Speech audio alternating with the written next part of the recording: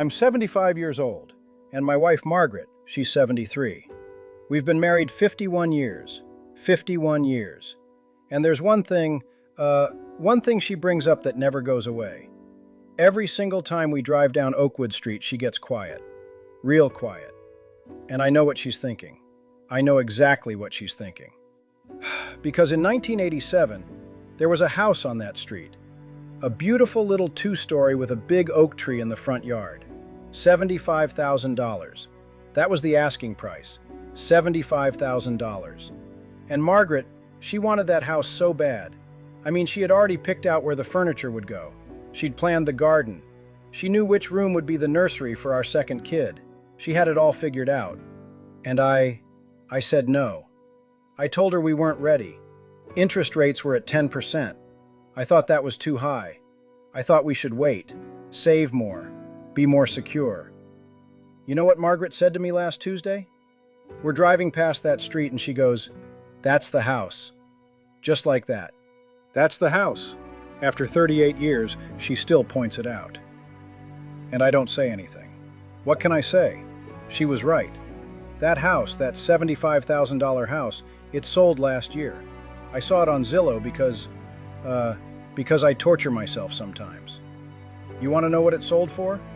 $1.4 million. $1.4 million. And Margaret, she doesn't even have to say it anymore. She just looks at me with these eyes, these tired, sad eyes, like, I told you so, but she's too kind to actually say it. You know what the worst part is?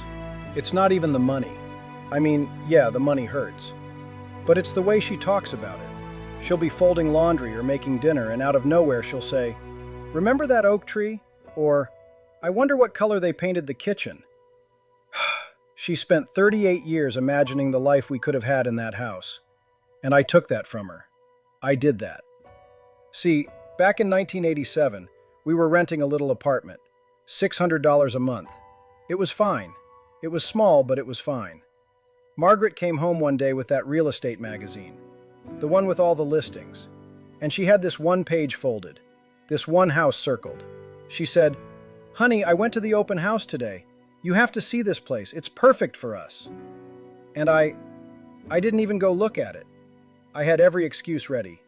Interest rates are too high. We only have $10,000 saved. What if I lose my job? What if the roof needs work? What?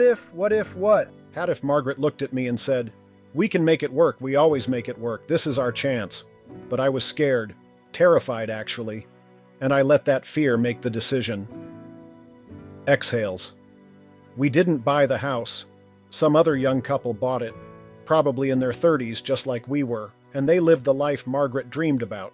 They raised their kids in that house. They had birthday parties under that oak tree. They built equity while we kept paying rent.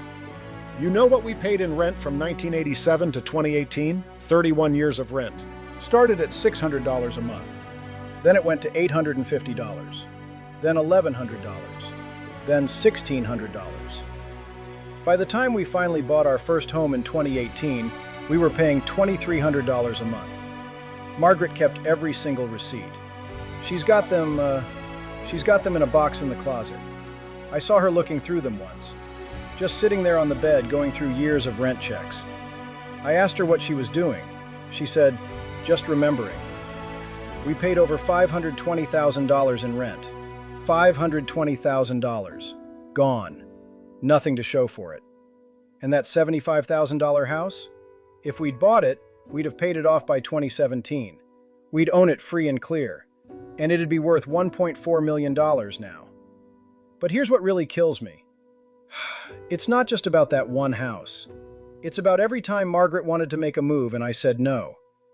In 1995, she wanted to buy a second property, a little rental, $120,000. I said, too risky. That property's worth $800,000 now. In 2002, she wanted to buy a fixer-upper, $95,000. I said, too much. Work! That house sold for $650,000 last year. Every single time Margaret had the vision, and every single time I had the fear. And now we're 75 and 73. We finally own a home. We bought it 6 years ago when I was 69. 69 years old buying my first house. Exhales. You know what Margaret said when we got the keys? She smiled, but it wasn't a happy smile. She said, "I'm glad we finally did it. I just wish we'd done it 40 years ago." That broke something in me, because she's right. If we'd bought that house in 1987, everything would be different. We could have paid it off by our mid-50s. We could have retired early. Margaret always wanted to travel, see Ireland, visit her sister in Australia. We never went. Couldn't afford it, too busy playing catch-up. And here's the thing that haunts me every single day. Margaret never stopped believing we could do it. Back in 1987, she said, "We can make it work." And you know what? We made everything else work. I lost my job in '93. We figured it out. We had unexpected medical bills in 2001. We figured it out. We put 2 kids through college. We dealt with car troubles, family emergencies, everything life threw at us. And we made it work. Together. So why didn't I trust her when it mattered most? Why didn't I trust us? Margaret doesn't bring it up to hurt me, I know that. She brings it up because she's still grieving. She's grieving the life we could have had. The memories we could have made in that house. The financial freedom we could have had in our 60s instead of our 70s. Last week we were having coffee in the kitchen, and Margaret said something that just destroyed me. Exhales sharply. She said, "I wonder if the new owners appreciate that oak tree. I hope they do." She spent 38 years hoping someone else appreciates the house that should have been hers. Listen to me. If you're young right now, if you're 30, 40, even 50, and your wife, your husband, your partner comes to you and says, "I found a house, I think we can do this." Don't be me. Don't let fear make that decision. Because here's what I learned after 75 years on this planet. Your partner sees things you don't. Margaret saw that house as our future. I saw it as a risk. She saw opportunity. I saw obstacles. She saw a home. I saw a mortgage payment. And she was right. She was right about everything. The perfect time doesn't exist. Interest rates will never feel low enough. Your savings will never feel big enough. There will always be a reason to wait. But if the person you love believes you can do it, trust them. Trust yourself. Trust that you'll figure it out together, because you will. Margaret and I, we survived on $400 a week in the late 80s. We ate pasta 5 nights a week. We drove a beat-up Honda for 14 years.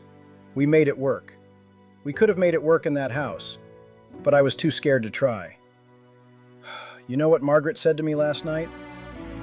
We were watching TV and she turned to me and said, "I'm not mad At you. I just wish things were different." That's worse than anger, that's resignation, that's 38 years of what-ifs that she's made peace with, and I did that to her. So here's my advice. The only advice that matters. When the person you love says, "Let's take the leap," you take it, you jump, you figure it out as you go. Because the regret of not trying is so much worse than the struggle of making it work. Exhales. I'm 75 years old. My wife still brings up the house we didn't buy. And she'll bring it up until the day we die. Because that house wasn't just a house. It was our future. And I let fear steal it from us. Don't be me. Don't spend decades watching your partner quietly grieve a life that could have been. If there's a house, if there's a dream, if there's a chance to build something with the person you love, take it. Take it now. Because Margaret was right in 1987, and I should have listened. Go look at the house. Make the offer. Trust your person. They see something you don't. And 38 years from now, you don't want to be driving down a street watching your partner get quiet, knowing exactly what they're thinking.